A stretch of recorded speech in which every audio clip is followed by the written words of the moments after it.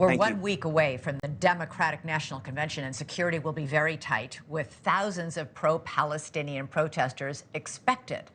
Tomorrow, a federal judge is supposed to rule on just how close to the convention center these protesters can get. Right now, there's a 1.1-mile route that starts about half a mile from the center. But protest organizers are fighting for it to be much longer. The Chicago area, remember, is home to the largest Palestinian American community. It's called Little Palestine.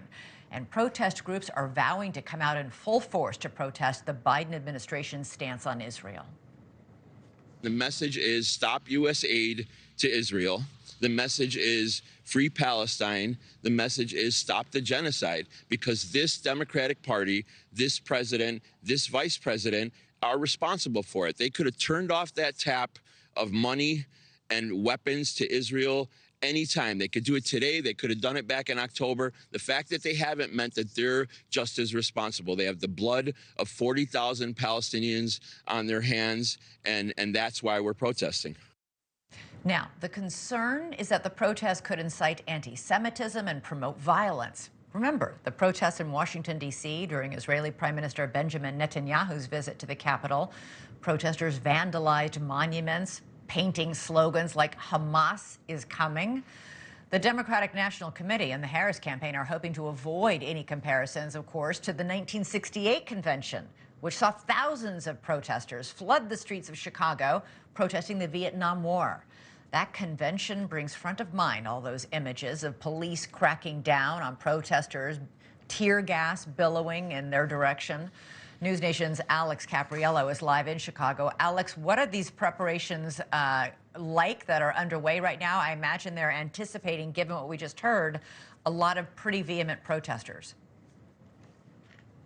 Yeah, that's absolutely right. Somewhere between 10 to 30,000 protesters are expected to come here to join this coalition to march on the DNC, which is why we're seeing the city of Chicago and the people that are working here outside the United Center really taking the steps to make sure that it is secure for when things really kick off in 1 week from now. As you can see right here behind me, Elizabeth, these are some of the barriers that were just planted just this morning. And right here, the fence that's already underway up and constructed. This marks the hard line that the United States Secret Service has outlined for the perimeter of the Democratic National Convention. Anybody that goes beyond these fences have a credential. That means delegates, politicians, and other participants. But those protesters continue to fight to get closer and closer to the United Center for their rally. Just this morning, NewsNation was granted exclusive access inside their headquarters for the coalition to march on the DNC. That's where you can see the people hard at work. They're creating those hundreds of picket signs, working on banners that will inevitably be marched around the DNC.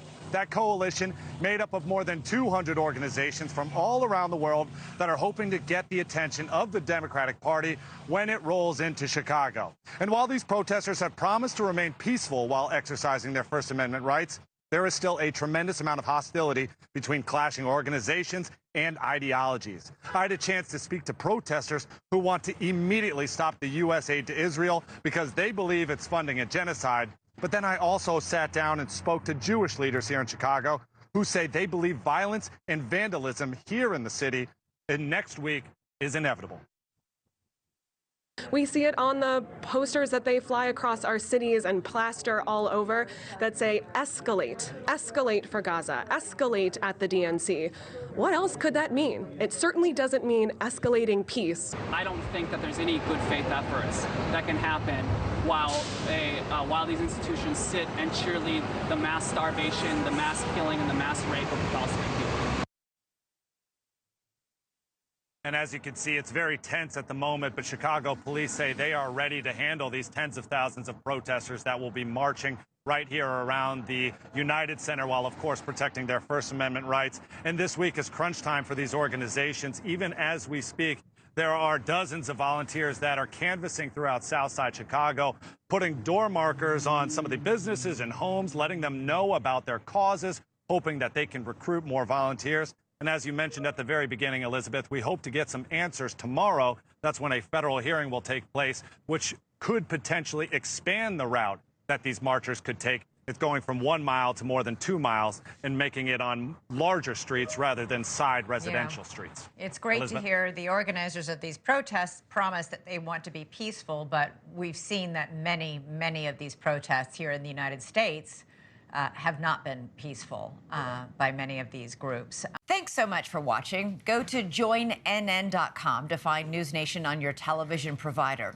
And don't forget to click the red subscribe button below to get more of NewsNation's fact-driven, unbiased coverage.